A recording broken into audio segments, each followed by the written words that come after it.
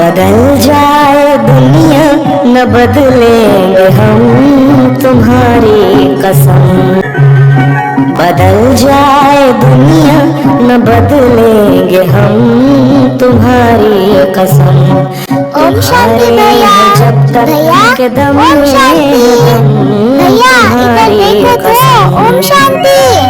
ओम शांति छोटे, आ गए तुम। बोलो क्या कह रहे हो? मैं 3 बार ओम शांति कहने के बाद आप मेरी सुन रहे हो? क्या बात है भैया, आज तो ये कौन सा गीत सुन रहे हो भैया, और खुद ही गाते जा रहे हो? सारा होश खो बैठे हो। मेरा आने का भी आपको पता नहीं चला। 5 मिनट से यही बैठा हूँ आपके सामने और आप मेरी तरफ देख भी नहीं रहे हो। ये उल्टा सुल्टा दुनियावी गीत सब मत गाना भैया। ये क्या गीत बोल रहे हो? बदल जाए दुनिया ना बदलेंगे हम, वो भी मेरी कसम खा के। अरे बाप रे, मेरी कसम नहीं खाना भैया। हम सारा पुरुषार्थ, ज्ञान, योग, अमृत वेला, नुमा शाम ये सब क्यों कर रहे हैं? स्व को बदलने के लिए, स्व परिवर्तन के लिए और विश्व को बदलने के लिए। और आप कह रहे हो कि न बदलेंगे हम। भैया ये उल्टा सुल्टा गीत मत गाया करो। अरे रे रे रे छोटे, कितने सारे सवाल, आते ही सवालों की बौछार कर दी। ये गीत आज का बाबा की मुरली से है, मैं कोई अपने मन से नहीं गा रहा हूँ। तुम्हारी कसम मतलब तुम्हारी कसम नहीं खा रहा हूँ छोटे, ये तो मेरे बाबा की कसम खा के कह रहा हूँ। चाहे दुनिया कितना भी कुछ करे, चाहे कितनी भी माया आए, लेकिन मैं बाबा का बन के रहूंगा, बदलूंगा नहीं, बाबा का ही रहूंगा। ऐसे इसका अर्थ है छोटे। तुम तो कहाँ से कहाँ लेके गए? ओ अच्छा ठीक है भैया, स्पष्ट करके बताना चाहिए था ना पहले ही। अच्छा ठीक है छोटे, कोई बात नहीं। अभी आज की मुरली रिवाइज करते हैं। अब छोटे, आज तेरे जैसे बच्चे जो होते हैं ना, जो ज्ञान का अर्थ नहीं समझते, उल्टा उल्टा निकालते हैं अर्थ मन से, तो बाबा ने आज कहा है उन बच्चों के लिए कि पहले तुम बच्चे बेसमझ थे, अभी बेसमझ से कितने समझदार बन गए हो। और बाबा ने ये भी कहा है कि ये गीत का अर्थ मीठे मीठे बच्चों ने समझा। यह कोई कसम खाने की जरूरत नहीं है, यहाँ पर यह तो आत्मा समझने की जरूरत है। भैया आपने देखा, बाबा ने भी कहा है कि कसम खाने की कोई जरूरत नहीं है, परंतु बाबा तो कहता है प्रतिज्ञा करो। तो फिर प्रतिज्ञा और कसम खाने में क्या डिफरेंस है? भैया तो आप अब से कसम नहीं खाना, सिर्फ प्रतिज्ञा करना। छोटे, आज बाबा ने कहा देखो दुनिया में दुख ही दुख है, सुख कहीं पर भी नहीं है, लेकिन फिर भी एक कान से सुनते हैं, दूसरे कान से निकाल देते हैं। यज्ञ तप दान पुण्य करते रहते हैं, धक्के खाते हैं, लेकिन प्राप्ति तो कुछ भी नहीं। तो इस दुनिया में सुख ही नहीं है, ऐसे बाबा ने बताया है। भैया क्या इस दुनिया में बिल्कुल भी सुख नहीं है?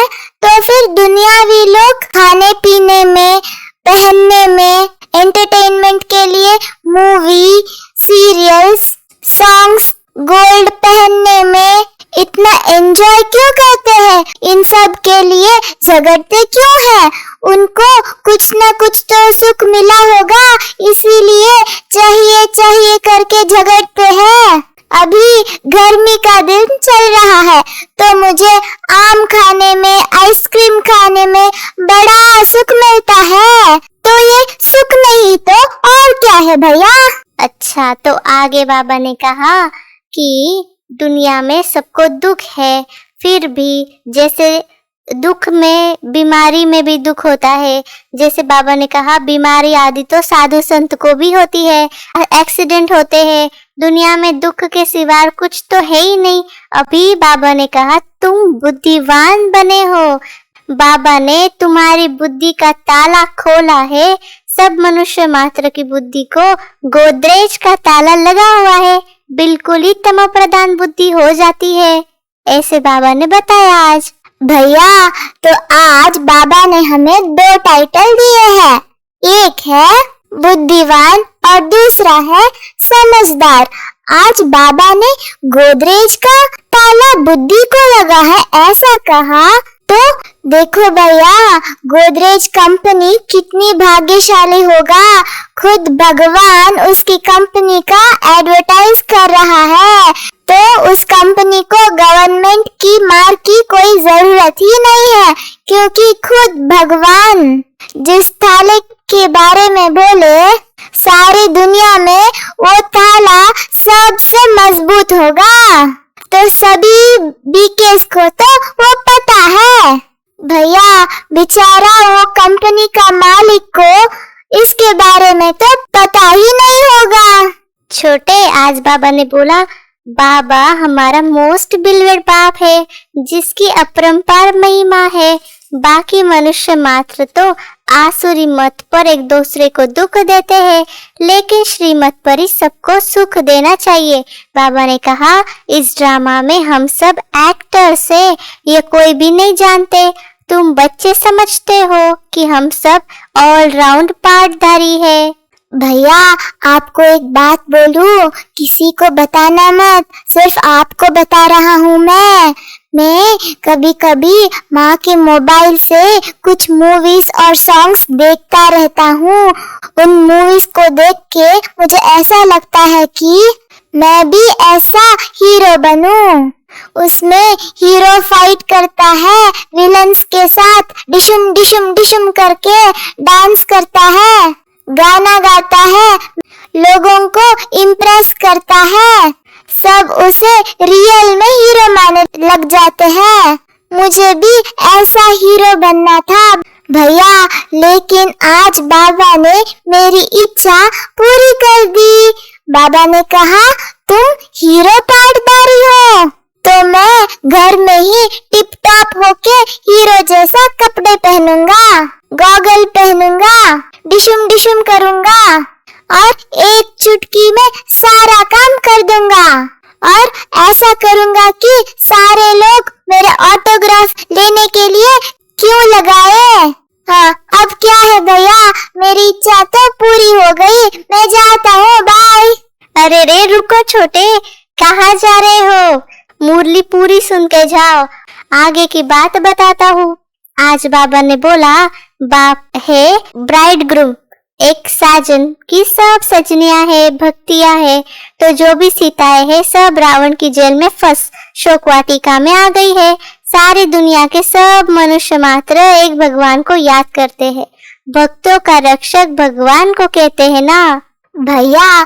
तो जैसे मूवीज में हीरो हीरोइन और विलन का मेन पार्ट होता है, ऐसे बाबा यहाँ ब्राइड ग्रूम माना हीरो और हम सभी ब्राइड्स माना हीरोइन है, और रावण विलन है।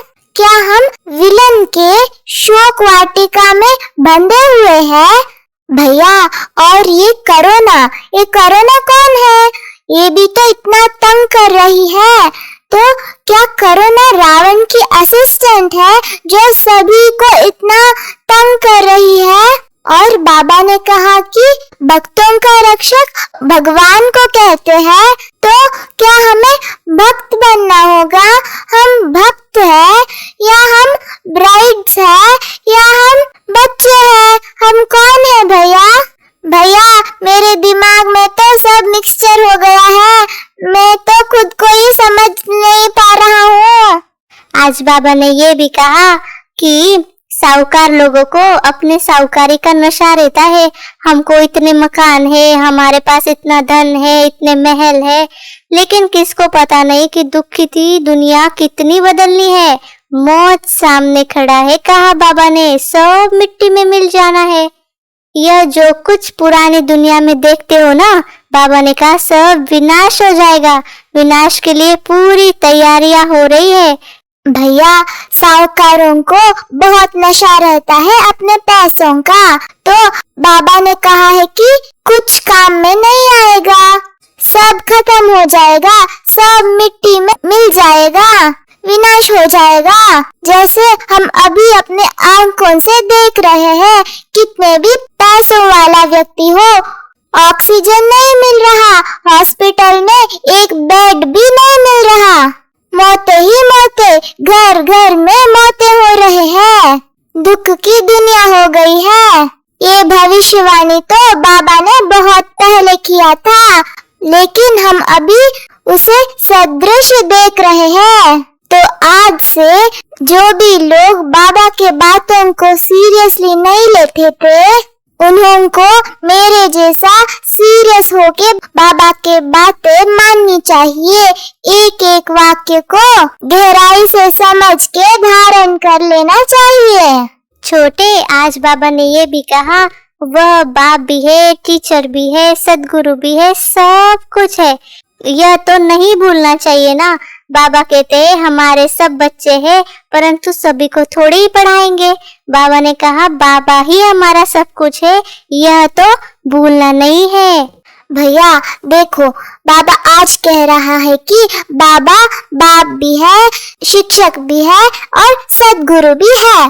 कल कह रहा था कि सिर्फ शिव बाबा को याद करो, लेकिन बाबा आज कह रहा है कि बाबा सब कुछ है, ये भूलना नहीं चाहिए। तो मुझे समझ नहीं आ रहा कि क्या भूलूं और क्या याद रखूं।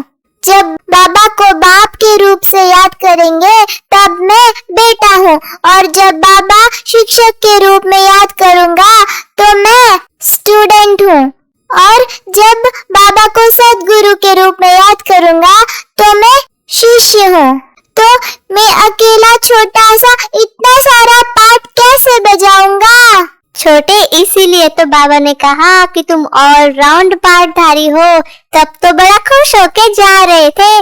तो आगे बाबा ने ये कहा कि बाबा को कहते हैं, बाबा हमको क्रोध आता है, बच्चों को मारना पड़ता है, डर लगता है, हमने 5 विकार शिव बाबा को दान दे दिया, फिर हम यह क्यों करते हैं? तो बाबा समझाते हैं, इस समय सभी पर 5 विकारों का ग्रहण लगा हुआ है। भैया ये तो बड़ी अच्छी पॉइंट है, इसे तो मैं जाकर माँ को बताऊंगा। वो भी तो बाबा की बच्ची है ना, फिर क्रोध क्यों करती है? चाहे मैं जो भी करूँ, मन मर्जी चलो, फिर भी क्रोध तो नहीं करना चाहिए। तो मैं बाबा को बताऊंगा कि ये बच्ची मुझ पर क्रोध करती है, डांटती है, मारती है। छोटे, आज बाबा ने कहा कि भारत में ही कृष्ण अपना राज्य करके गया है, इसलिए कृष्ण की मंदिर में जाकर महिमा करते हैं। शिव की महिमा नहीं करेंगे उनके सामने, क्योंकि शिव बाबा की महिमा तो अलग है। और बाबा ने कहा अक्सर करके शिव के पास जाते हैं तो कहते हैं भर दो झोली, फिर कह देते हैं वो भांग पीने वाला है, धतूरा खाने वाला है। अरे वह भांग धतूरा कहाँ से आई, कुछ भी समझते नहीं है, मांगते रहते हैं पति चाहिए, यह चाहिए, वह चाहिए। भैया ये बात सुन के मुझे तो बड़ा गुस्सा आ रहा है। बाबा ने अभी तो कहा क्रोध नहीं करना चाहिए, परंतु इसे सुनकर मेरा तो खून खोल रहा है। मेरे बाबा को ऐसा कहा? वो भोलानाथ है, बेचारा सबका सुन लेता है, इसीलिए कुछ भी कहते जाओ। भैया पहली गलती तो ये किया कि निराकार को शरीरधारी शंकर के रूप में दिखा दिया। दूसरा उसको नशेली दिखाया। मैंने कई गूगल में, यूट्यूब में फोटोज देखे हैं, शिव की कितने खराब शंकर की फोटोज डालते हैं, नशा करते हुए, भांग पीते हुए, और कहते हैं वो अघोरी है। आजकल के यूथ तो इसे ही अपना आइडल समझते हैं, क्योंकि उन्हें पीने खाने की छुट्टी मिल जाए। इन सब को तो एडिक्शन कहते हैं ना भैया। फिर भगवान शिव को भी डी एडिक्शन कैंप करना होगा, ये तो बड़ी नाइंसाफी की बात है। एक तरफ कहते हैं कि वो पवित्रता का सागर है, और दूसरी तरफ उसे नशा करने वाला दिखाया है। शिव शब्द का अर्थ ही कल्याण करने वाला है, तो वो खुद का कल्याण करेगा क्या? पहली बात तो शिव को शरीर ही नहीं है तो पिएगा कैसे, वो तो अभोक्ता है। बाबा ने हमारा विषय विकार ले लिया तो लोगों ने ऐसा समझ लिया। ये बहुत गलत है भैया, ये बहुत गलत है। अरे वाह छोटे, तूने तो बड़ी ज्ञान की बात कह दी, इसीलिए बहुत अच्छा नाम तुझे दिया है ना परम ज्ञानी भाई। बहुत अच्छा लगा मुझे। ये क्रोध करना अच्छा है, क्योंकि इससे हमारा बाबा के प्रति कितना प्यार है वो पता चलता है ना। छोटे, तो आज बाबा ने ये भी कहा कि बहुत सारे लोग समझते हैं कि हमें दीदार हो, साक्षात्कार हो, है ना, लेकिन बाबा ने कहा साक्षात्कार में माया प्रवेश कर लेगी तो तुम्हारा पद भ्रष्ट हो जाएगा। तो बाबा ने कहा हम शिव बाबा का साक्षात्कार कैसे करेंगे, क्योंकि आत्मा तो छोटी बिंदी है, परमात्मा भी छोटी बिंदी है। छोटी बिंदी का साक्षात्कार होगा तो क्या फायदा होगा? यह तो छोटी सी बिंदी है जो भ्रुकुटी के बीच में रहती है। आत्मा का साक्षात्कार होगा तो भी समझेंगे कुछ नहीं, इसलिए साक्षात्कार होना चाहिए, ऐसी आश नहीं रखनी है। छोटे, तो आज बाबा ने कहा स्वयं की स्मृति में रहना और अपने हर कर्म को नियम संयम से करना तो हम अथॉरिटी स्वरूप बन जाएंगे। उसके बाद लास्ट में कहा पवित्रता का पिलर मजबूत करो तो यह पिलर लाइट हाउस का काम करता रहेगा। अच्छा, ओम शांति। अच्छा भैया, आज तो बहुत सारे पॉइंट्स कवर कर ली। मुझे तो हीरो पार्ट भी बजाना है, इसीलिए मैं जा रहा हूँ। आप सभी को इस छोटे बड़े की कॉन्वर्सेशन अच्छा लगा है तो लाइक, सब्सक्राइब और शेयर करना मत भूलिएगा। ओम शांति।